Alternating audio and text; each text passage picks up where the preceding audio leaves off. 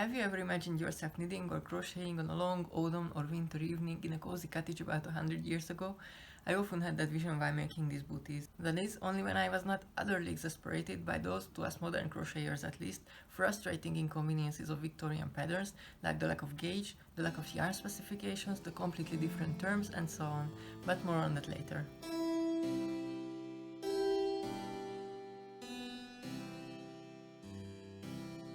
I've been putting off making booties for my daughter for quite a while, but when I stumbled upon this adorable pair in a Hemingway & Sons publication, I knew the time had finally come. Yay! I was already fairly familiar with Victorian crochet patterns, so I knew what I was in for, but I still needed every ounce of enthusiasm the era and the pretty pattern had induced in me to survive the beginning stages of this project. So I started with reading through the whole pattern several times, then I took extensive notes on the parts I was not sure of, and on the parts of which I had no clue whatsoever. Then I set about working out the size, the gauge, and the desired thickness and stiffness of the booties. One thing I can say is that however daunting the lack of specifications might seem at first sight, this pattern is quite easily adaptable by doing a little math. I know most people hate the M word, but then again, if you crochet, chances are that you already are forced to do math on a regular basis.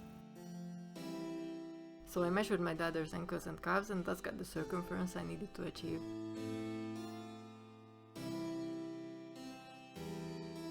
She had fun with the measuring tape too. Then I tried to wrap my head around the star stitch pattern. This involved reading the same few lines 10 times over, and after spending half an hour on this and managing to almost get it right in the end, I realized there is a thing called Google search.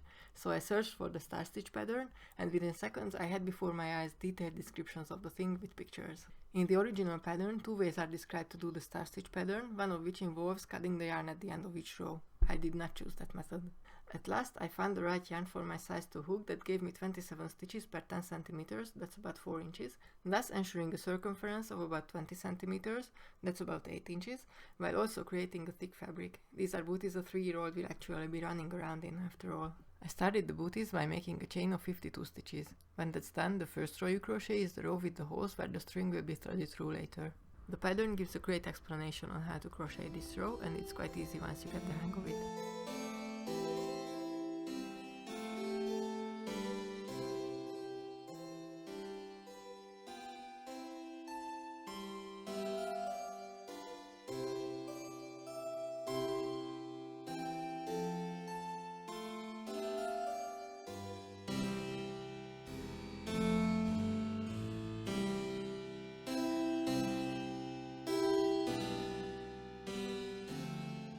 When I was done with the first row, I measured my piece again just to make sure I'm really on the right track.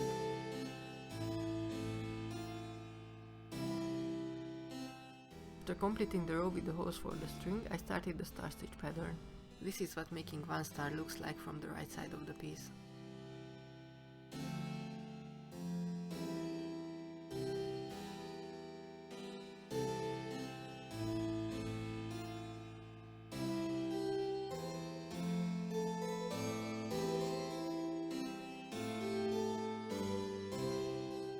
And this is a whole row of stars.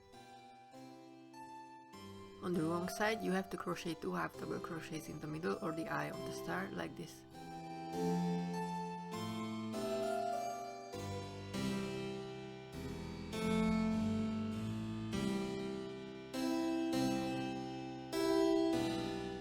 As for the widening, or as we say it nowadays, the increases on the side, I crocheted the right booty first, so according to the pattern, I had to increase at the end of the row. This means that viewed from the right side, the increases had to be at the left edge of the piece. Here I took a few liberties based on my measurements. Counting the star stitch and the half double crochet rows separately, I did 12 rows all in all for the top part of the booty, instead of the 9 specified in the pattern. I increased 1 stitch on the right edge of the piece on the 6th and 7th, and then the 10th and 11th row. As 2 stitches make a star, that means 2 stars increased. Then I began the instep by crocheting 10 stars, starting on the edge of the piece where I did the increases. At first, I did maybe 4 rows of stars for the instep, that's 8 rows if you count the star stitch rows and the half double crochet rows separately, but that had proven too short. I ended up having to lengthen the instep, and depending on the size of your kid's foot, you may need to adjust this too.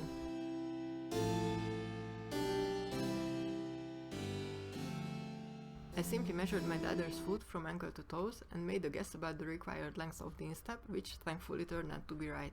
Just be aware that the instep does not go right to the toes, you will need to crochet several rows of stars around the bottom of the top of the booty and the instep, which lengthens the toe part of the booty. When the instep was complete, I folded the booty. The side with the increases goes on top, at least that was the only way the pattern made sense to me. I spent considerable time trying to figure this out, just so you know.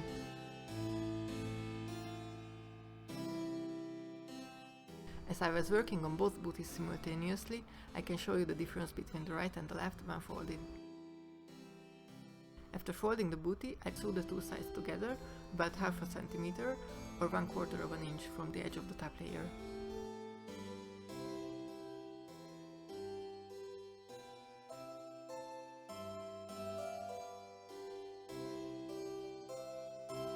Having done that, I really did feel like I had accomplished something, so it was time for tea. Next, I crocheted a row of half double crochets around the edges, starting at the top right corner of the top of the booty. The pattern says treble crochet, but that would have looked very strange indeed on my booty, so I didn't do that.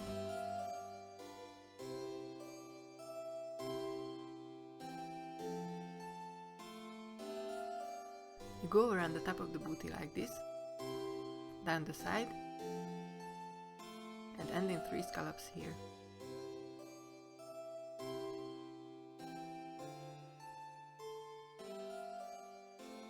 When I reach the corner, I crochet 2 half double crochets in 1 stitch. Then down the side I just eyeballed where the half double crochets went.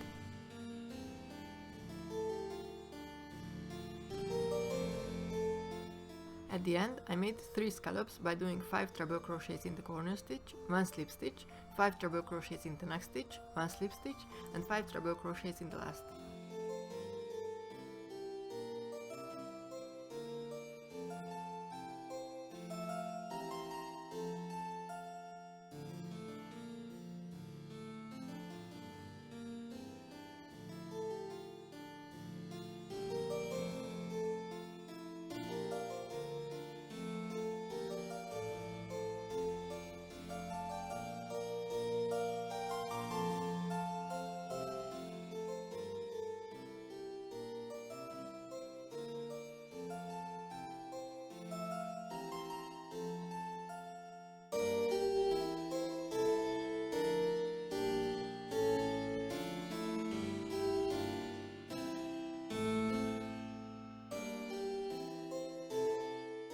Next, I started working on the side and the bottom of the booty. I found the center of the heel, put a pin in there,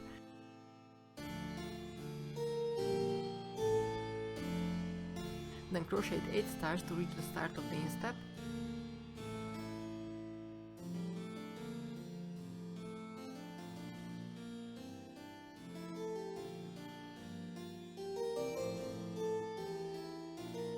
then stars on the side of the instep,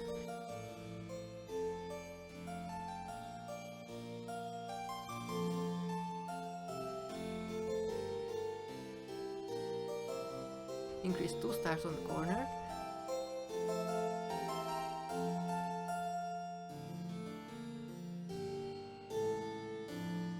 eight stars to the front of the instep,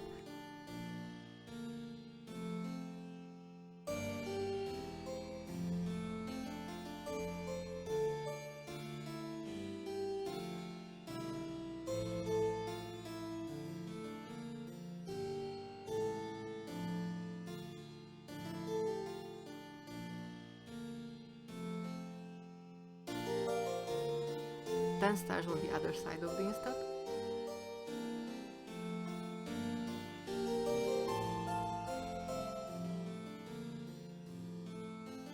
and 8 stars until I reach center back again. I'm usually lazy enough to omit markers when modern patterns call for them to mark increases or decreases, but in this case I highly recommend them. They make it way easier to keep track of the number of stars and increases.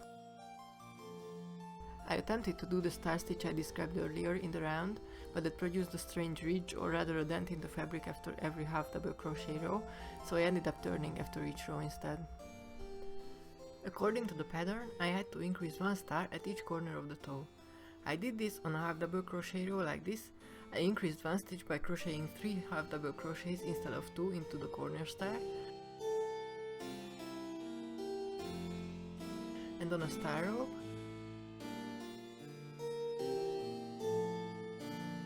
I made the corner star one stitch shorter, like this.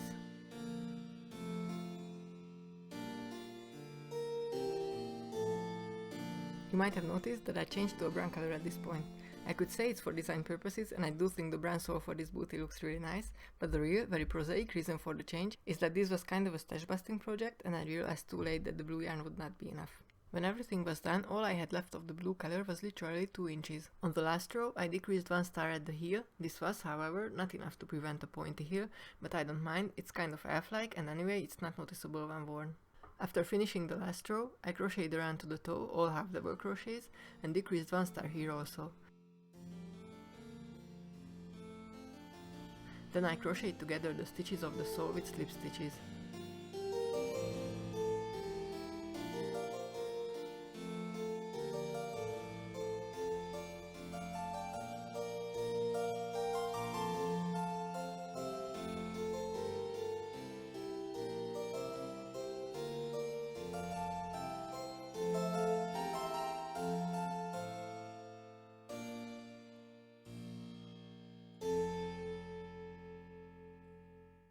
When that was done, I turned out the booty and took out the markers.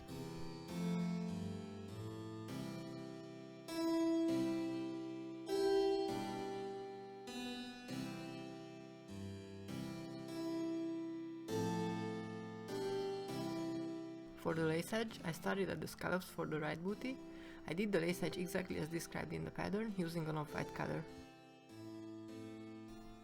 Here's a look at one repeat of the lace edge, or at least my interpretation of it.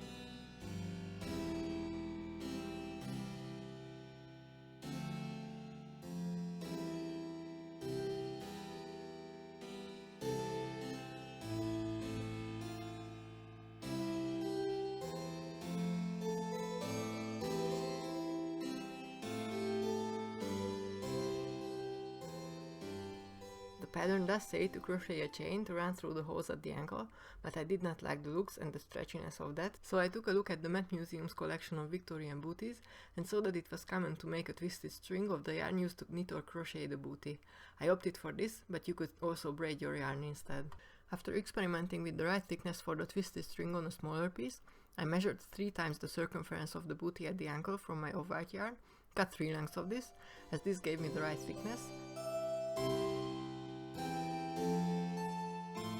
and then placing a heavy object, my pestle and mortar, on one end and slightly pulling on the other end, I twisted them.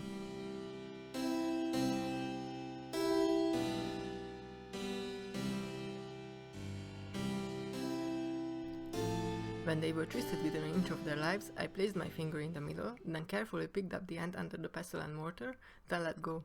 If you do this right, the 2 halves twist themselves around each other, creating a beautifully twisted string.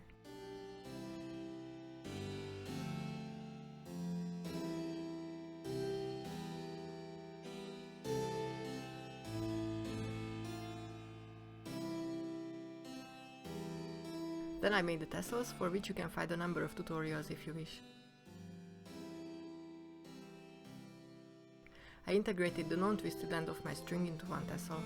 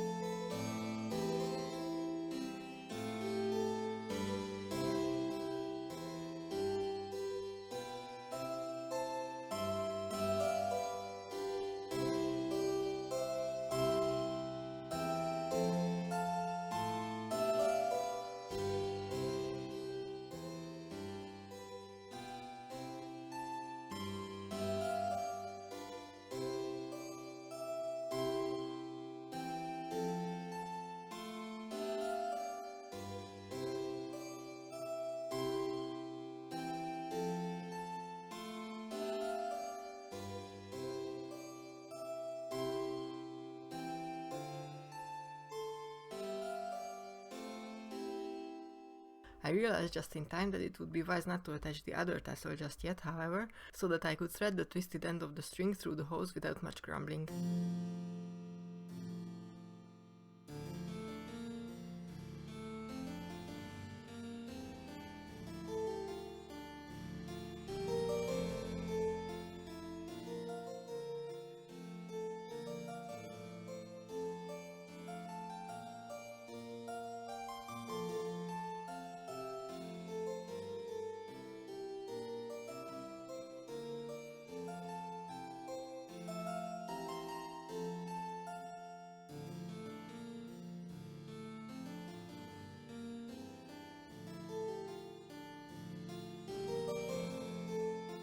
I threaded my string into the hose at the ankle so that both ends came out in the middle.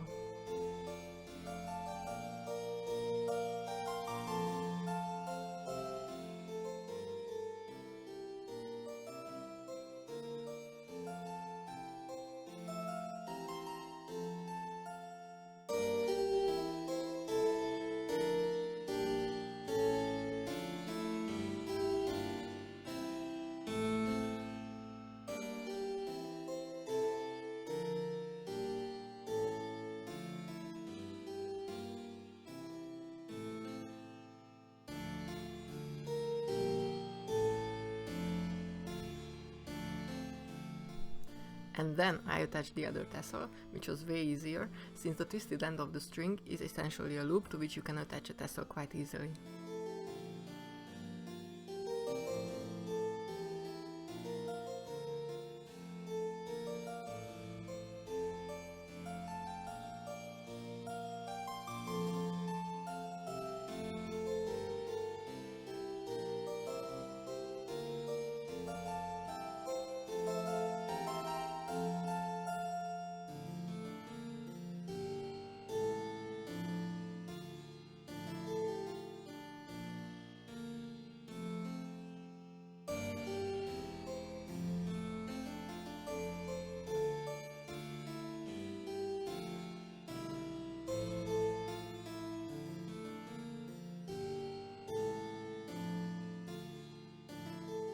Next, I embroidered the little jewels the pattern describes to represent buttons at the side of the booty.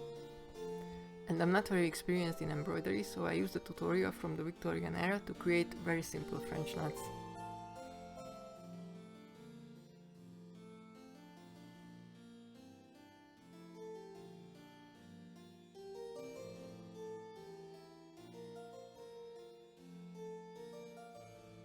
Then I turned out my booties and started weaving in the ends. Now, would it have been easier to do this before completing literally every other task while the booty was less closed? Yes, but I hate weaving in ends with such a vengeance that I usually postpone doing it until the very last moment, or even I don't do it at all, or only years after completing a project, but I don't want to talk about that. Anyway, this was done, all properly and neatly, and the booty is finished.